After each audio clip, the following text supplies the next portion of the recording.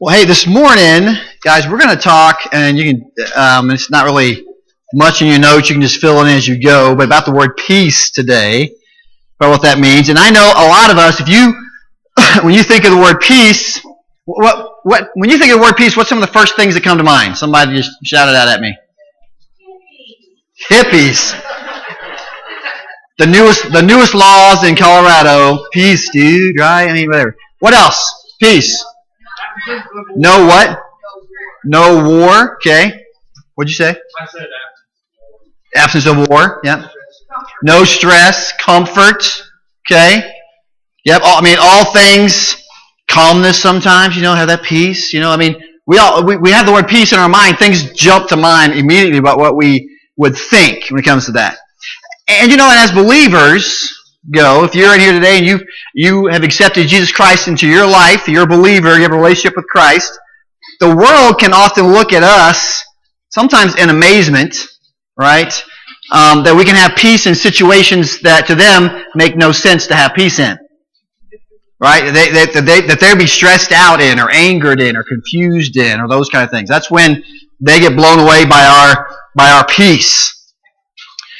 A few weeks ago, I told you about, and I'm going to fill you guys in a little bit, I told you about a tragedy, some of you guys were here, some of you weren't, that took place in my family. So 3 weeks ago on a Saturday night, Mike, one of my cousins, in fact, Mike is the youngest son. My Uncle Delbert and Aunt Carolyn had 8 kids. They had a daughter, 6 boys, and then a daughter. Mike was the youngest son out of those kids, and they were all a lot older than us. But Mike and his sister Carol Jane, they were the closest to my age, and so Mike's only about 3 to 4 years older than me, and Carol Jane's about 2 years older than I am. And so when we were growing up in Kansas, they lived in Nebraska, and we would always go for vacations to their house. They had a farm out in the middle of Nebraska, and so we would get to go out and be there and do things at the farm, ride horses and help out with everything that was going on. And so Mike and Carol and myself and my brother Mark were really close getting to grow up because we had to spend a lot of time together. And, you grow up and you get married and go different places, and he lived in Greeley for a while, then he's been in Kansas for about 8 years. And so we hadn't stayed as close as we got to see each other at funerals, family funerals or something, and catch up a little bit. But Mike, so on a Saturday night, there was a tragedy with their house. So 3 weeks ago, there's an explosion at his house. They had been shopping, grocery shopping. His wife Kelly, and his 2 sons, Spencer, who's 18, Riley, who's 14. They had gone into town. They live on a little piece of land with a couple other houses semi-close to them, and they'd gone grocery shopping. Got back to the house, had been started unloading groceries. Mike went out to his shed. Spencer and Riley and Kelly all brought some load in. Kelly and Riley had gone back out to the car. Spencer had gone down to his bedroom in the basement. And they have 2 older children. Brandon, who's a 20-year-old who was not there at the time, and the daughter, Rochelle, who's married, has a brand new baby. They're not there at the time, so these guys are unloading this. And what it looks like's happened since then is the house was 5 years old, not an old house, but there had been some sort of gas buildup between the floor of the upstairs and the roof of the basement.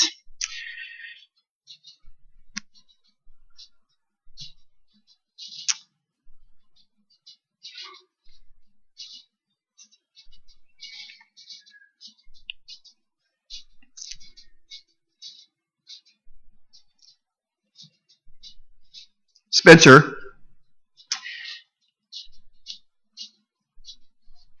the 18-year-old, going down to his bedroom, flipped on a light switch, there's an explosion. So, killed Spencer immediately, completely destroyed their house. Their neighbor's house was destroyed. Neighbors weren't there, thankfully. And then seriously injured both Kelly and Riley.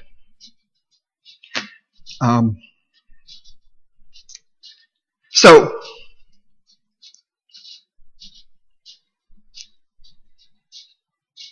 they, and I told you guys this, but some of you weren't here. They airlifted Those two, Kelly and Riley, they were lifted him to Wichita, to the burn unit in Wichita.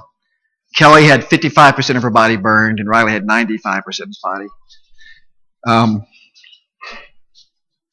So Mike shows up at the hospital. Some of his brothers had gotten to be there. They were in the area, or some of them live in Kansas, and they get to show up at the hospital. Mike shows up knowing Spencer has died, with nothing but the clothes on his back. Everything's gone.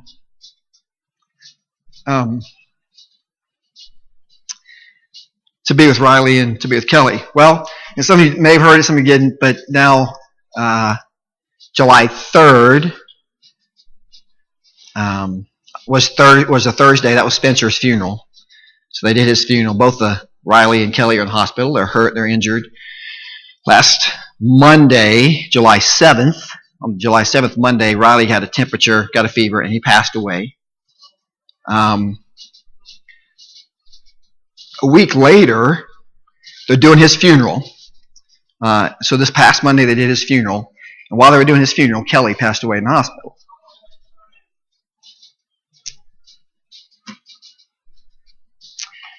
I tell you all this because I was in the Springs this last week. Kelly's funeral was Thursday, so I didn't get to be there for Riley or Spencer, so I drove over to Kansas.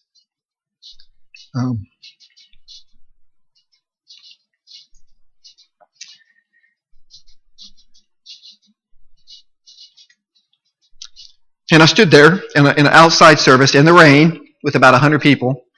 All my cousins and their families were there, so except for my youngest cousin, girl cousin couldn't be there, but the rest of them were there, again, for the third time in a few weeks.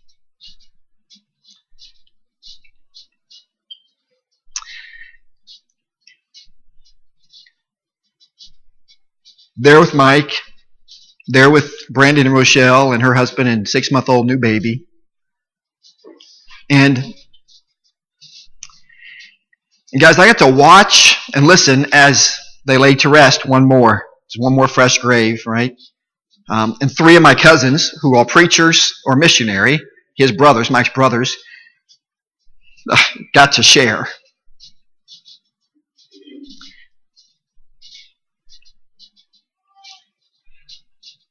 His pastor shared. There was testimonies, a lot of things that went on. But they shared, not the devastation, not the tragedy, not the, why God would you let this happen of it all. But no, they shared about hope.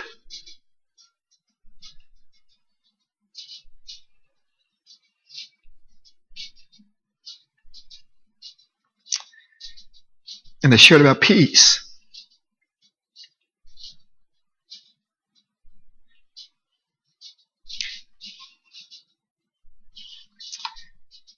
All things that anyone who's not a believer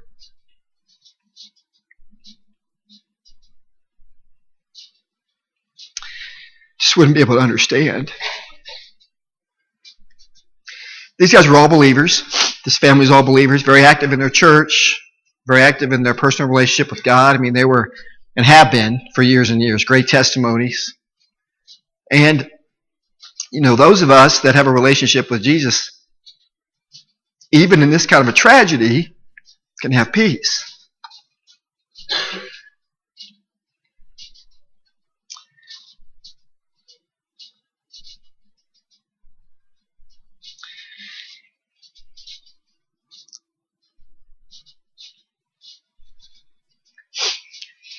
And I spent a little time talking to we went to a dinner after and I got to spend a lot of time with my cousins. And spent as much time with Mike. He was kind of, rightfully so, covered with a lot of people.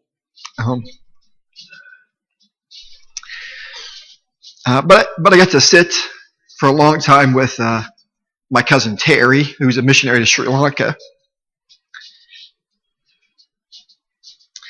They've been there for, 30 years. And you talk about a tough place to be a missionary. Spreading the peace of God has been quite the challenge for them. But it was really good to get to visit with them and hear from them and my other cousins just what God is now doing through this whole thing. And And there's a lot to go on. Who knows? I mean, they're still trying to figure out the exact cause and who's at fault. There's so many things that go on with something like this. Lawyers get involved, and no offense to the lawyers we love, but it can be a mess, And so, but I want to talk a couple points.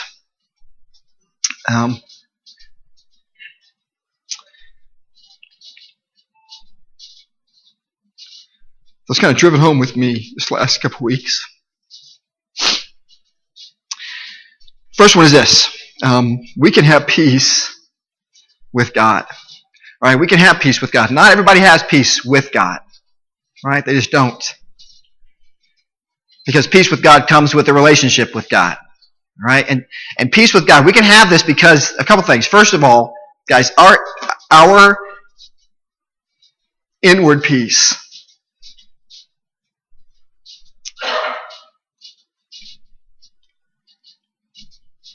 Our inward contentment, our inward hope, our inward happiness.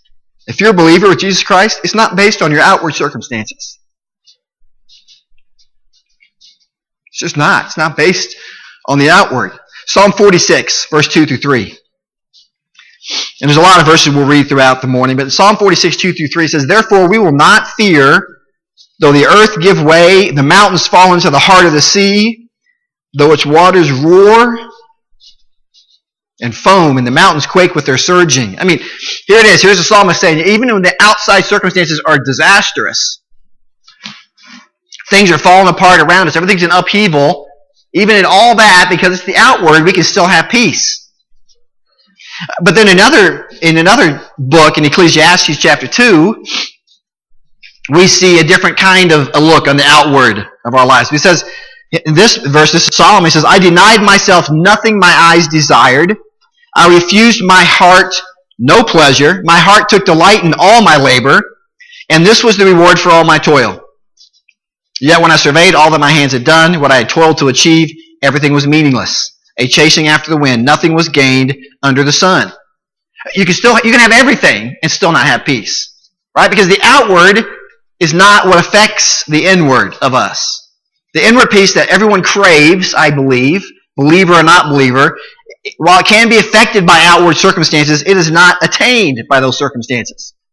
Right? That's what Solomon said. He built all this stuff up, had all these things, all this, and it meant nothing without the relationship with Jesus Christ. The psalmist said, even when the world was in upheaval, he could still have peace. Why? Because of the relationship with Jesus Christ. That's it. We have peace because of the relationship with Christ. Romans chapter 5, verse 1 and 2. It says, "Therefore, since we have been justified through faith, we have peace with God through our Lord Jesus Christ, through whom we have gained access by faith into this grace in which we now stand, and we boast in the hope of the glory of God." We have peace with God through the Lord Jesus Christ. That's how you have the peace that the world, I know, is craving. The only true peace that you can have is through that relationship with Jesus Christ. That's it. Through what Jesus did, the acceptance of what Jesus did on that cross for us, that's how you have true peace.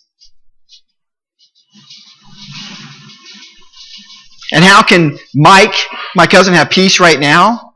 When the world around him is looking at the tragedy that's happened in his life, his relationship with Jesus has changed everything about how he approaches this event in his life. His relationship with Jesus is what the world looks at as a tragedy. We can look at, and he can look at these funerals they just had, these laying to rest his family members, as just a temporary separation from them.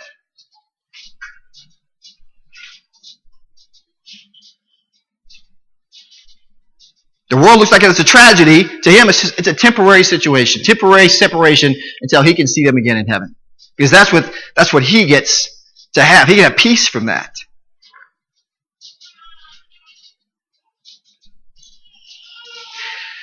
And guys, we serve a God and have a God in our lives that can give us hope, can give us peace, even in situations that the world looks like as tragic and hopeless. You know, I've asked the worship team, in fact, if you guys will come back up, they're going to lead us in another song, and I'm going to come back up and do the rest of my message. But a great song that talks about how we can wrap our arms around the power of a God who can give us peace even in a tragic situation. Even a situation where it looks hopeless. It looks like there's no way you can have peace or comfort. We have a God and we serve a God that's completely different than that. So stand with me, if you will, and let's sing this song, God of Angel Armies.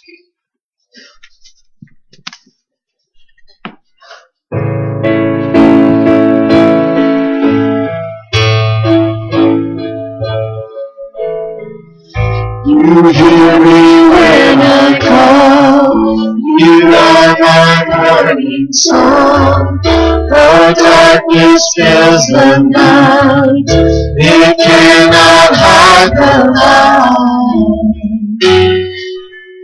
Who shall I fear? You crush the enemy underneath my feet. You are my sword and shield, though troubles linger still. Who shall I be? I know who goes before me. I know who stands behind. The God of angel armies is always by my side. The one who reigns forever, he is a friend of mine. The God of angel armies is always by my side.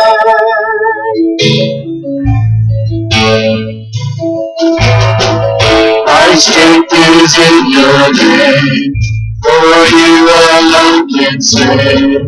You will deliver me, yours is the victory. Who shall I fear? Who shall I fear? I know who goes before me. I know who stands behind. The God of angel armies is always by my side. The one who reigns forever, he is a friend of mine. The God of angel armies is always by my side.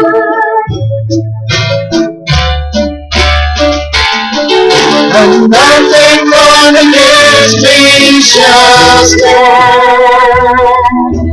You hold the whole world in your hands. I'm holding on to your promises. You are faithful. You are faithful. Nothing more against me shall stand. You hold the whole world in your hand. I'm holding on to your promises. You are faithful. You are faithful. You are faithful.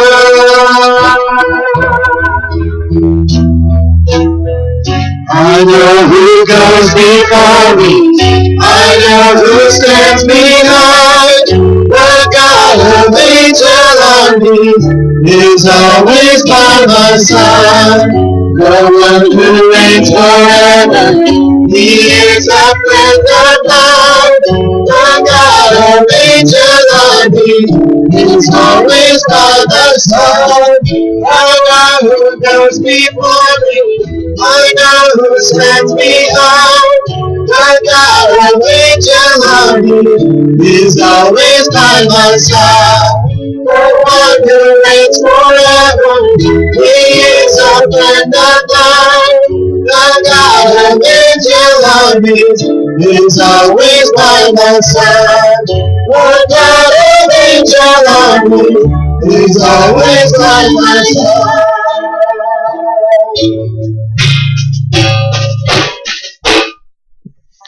Amen. Thanks, guys. You can be seated. You know, we can have a peace with a God, that God right there. We can have peace with that God. A relationship with that God who holds it all in His hands. And when you have that peace with God because He's in a relationship with you, then you can have, my second point, this peace of God. We can have peace of God. In John 14:27, it says, "Peace I leave with you, my peace I give you. I do not give to you as the world gives. Do not let your hearts be troubled, and do not be afraid." Here it is, Jesus, the night before He's about to go to the cross, right? The night before He's about to lay His life down in a horrific way. He knows what's going to happen. He's talking to His disciples.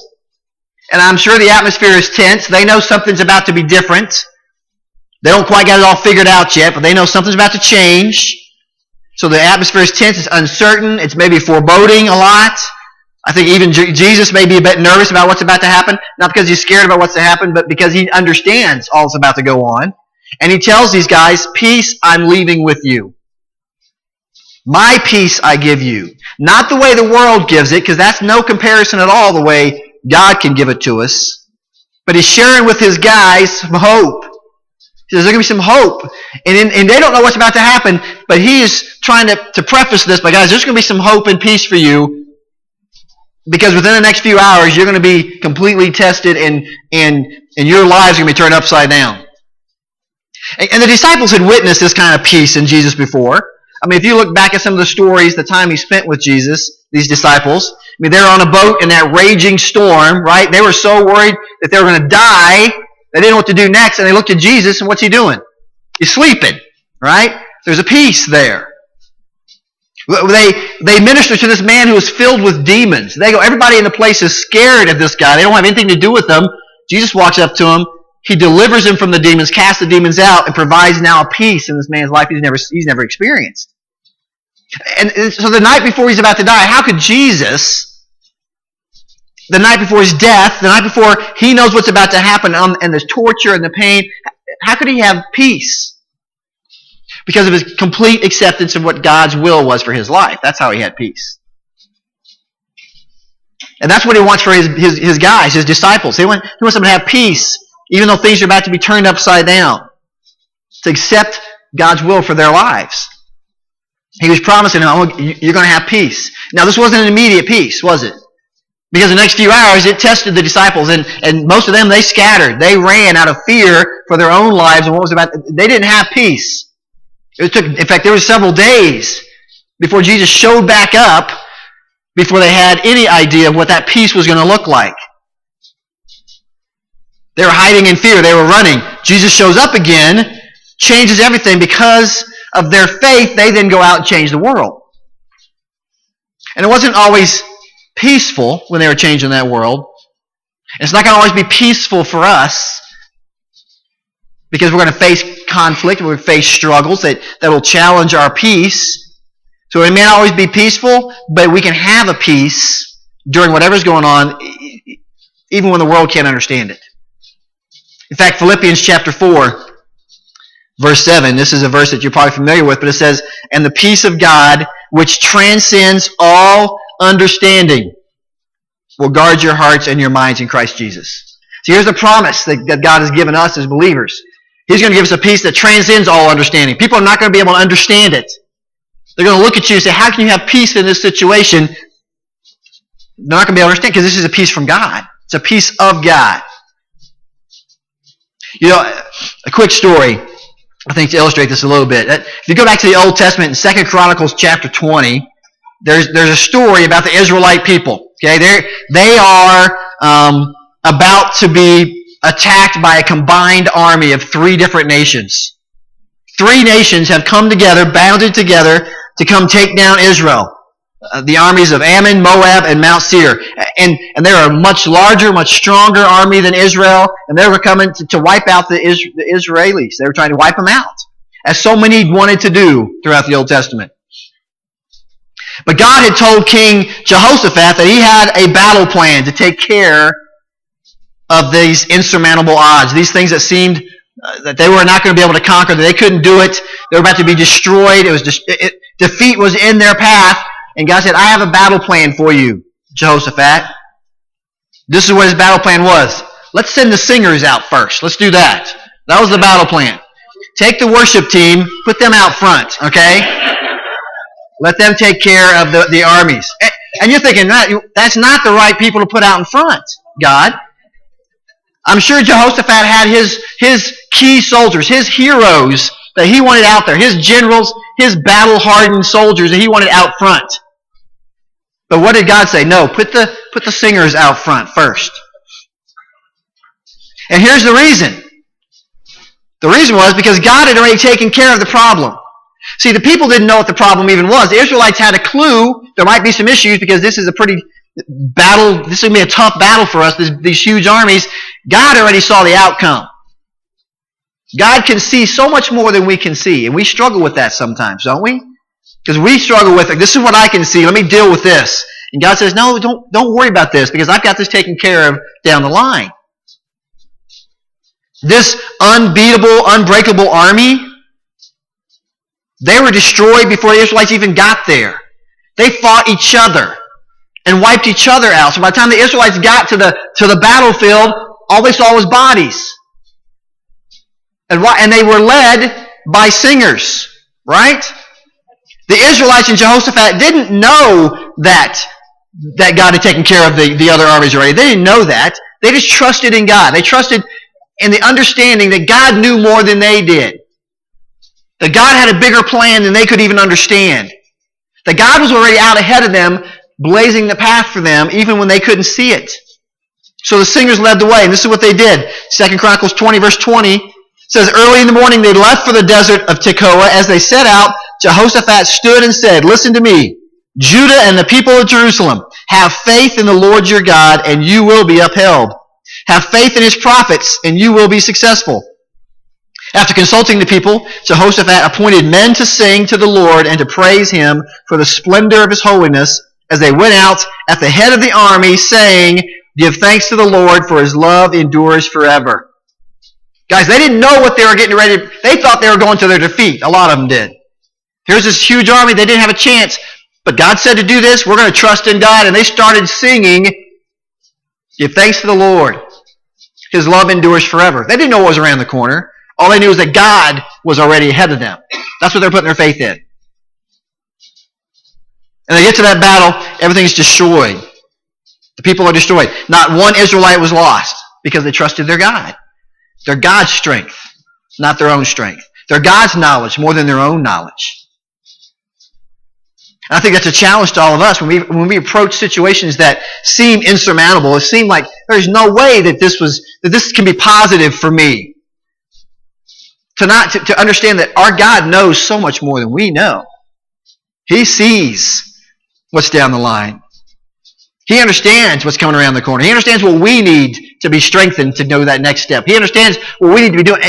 We should be running around singing, give thanks to the Lord, our God, for his love endures forever as we approach every situation. Whether we know what's going on or we don't know what's going on. Let's face it with this attitude in our life. But see, I think part of this, though, is we understand now to have peace with God, you've got to have that relationship with God. Okay? To have the peace of God in every situation, we have to have the understanding that God is in control, even when we can't see it. But then third, there's some responsibilities. We have some responsibilities of our own in this walk of having peace in our life. Because just having that peace isn't all that we're supposed to be trying to attain. We're supposed to be also sharing that with those around us. The world around us who can't understand that peace needs to hear from us. This is what God has done for me. And he can do the same for you. What a great witnessing tool to share when you're in your biggest struggle. Hey, this may be a struggle, but I have a peace that's been given to me that you can't understand unless you have a relationship with God. Help people see that. Our peace that we have, our trust and our faith in God should be affecting those around us. That peace testimony right now that Mike is getting to have, and that Brandon and Rochelle have as they are people are approaching them saying, how are you even walking right now? What are you going to do next? They can go and say, I have this peace because of God.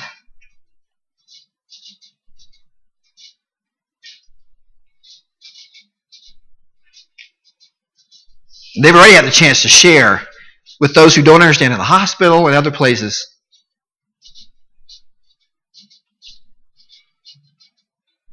A peace.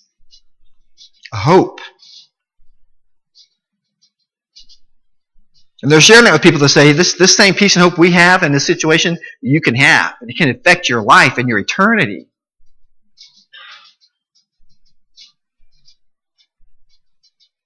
See, God has challenged us to be not just sharers of that peace, but peacemakers in situations too, right?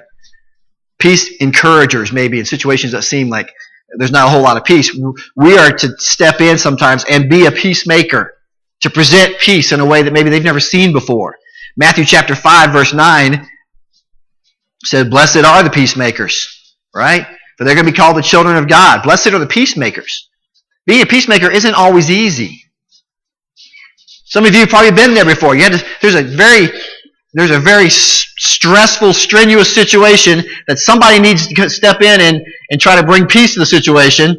And if you step in and do that, then sometimes you're the one that both people are mad at you instead of at each other, right? Because you're trying to present peace in a situation. Being a peacemaker is not always easy. It's a thankless job at times. People really don't want peace, and you're stepping in trying to give them peace, and they don't like you for it. And then because they want to argue. They want to feel miserable. They want to look at life as a hopeless situation. Don't try to give me peace. Let me just be miserable right here. I'm happy just the way I am. But God has challenged us. We have a peace that we're supposed to be sharing with others. Even if they don't like it, we're supposed to be sharing it with others. See, Christ's death on the cross, while tragic at the time, his disciples were destroyed at the time. That was the ultimate peacemaking tool. That we can all have peace now. We have this hope. And guys, I don't know maybe what you're going through this morning. Where you may even need peace this morning in your life. Maybe you've not been allowing God to direct your life. Maybe you've been trying to direct your own life. Maybe you've been trying to see around that next corner and ignore what God's trying to say. Just start singing to me. Just start trusting in me and my power. And trusting in the fact that I'm going to direct your life and I know what's ahead even if you don't. So maybe that's something you need to deal with this morning. Maybe you've never accepted Christ into your life today and you're going to face a situation that seems insurmountable, and it will be because you don't have that hope with God. Maybe you need to accept Christ this morning in your life. Years and years ago, the great preacher D.L. Moody, he was on a boat traveling across Lake Michigan, and there was a tremendous storm that had come up. A tremendous storm. It was rocking the boat, threatening to sink the boat, kill everyone on board, and it was a dire situation. And many of the passengers were of course, upset and worried and distressed about the dangers they were facing, and yet D.L. just seemed calm, even quiet during the storm. And the story goes, when he was asked how he could be that way, be that calm, this is what he replied. He said, well, I have a sister in Chicago and one in heaven, and I don't care which one I see first. You know what? That's not a normal peace. That's an uncommon peace. The same peace that you and I can have. The peace to not worry about what's ahead because God's in control anyway. Let's go ahead and be singing that the Lord, His love endures forever.